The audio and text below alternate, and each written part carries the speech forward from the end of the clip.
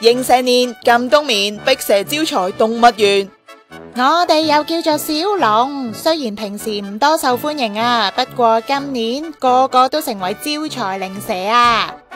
好多動物園都會趁住農曆年嚟揾佢哋嚟做賣點。呢條大蟒蛇13歲啦，有成60斤咁重，好大條啊！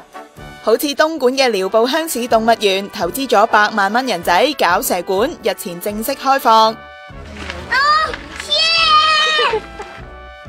中國10大毒蛇呢度就有7種，話明係5步蛇，咪就係因為佢勁毒咯，俾佢咬親5步之內隨時返魂乏術啊！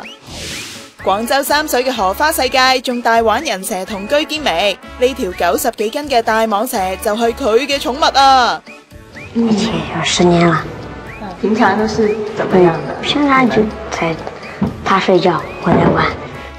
天津會留喺呢個箱度15日，等我試下佢係咩感覺嘅先。條蟒蛇啱啱食飽，而家又係冬天嘅冬眠時間啦，所以佢好乖㗎。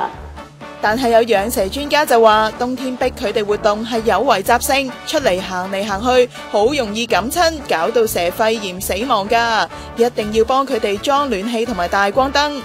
蛇喺中國人心目中係神又係妖，喺《白蛇傳》嘅美女蛇精一現形就嚇死男主角，但係傳說人類嘅始祖伏羲同埋女媧係半人半蛇狀嘅，好多皇帝同領導人都係屬蛇㗎，你哋又知幾多個先？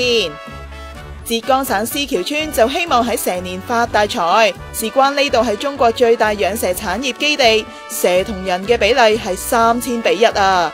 呢條中國最毒村靠賣蛇肉、蛇器官同埋蛇毒為生，蛇年肯定賺唔少啦。連好多歐洲品牌都要推出蛇製品嚟吸引中國人，江詩丹頓就出117萬嘅蛇錶 ，Burberry 都出紅色蛇袋 ，Adidas 同 Nike 都有蛇年別注版，真係紅到爆啊！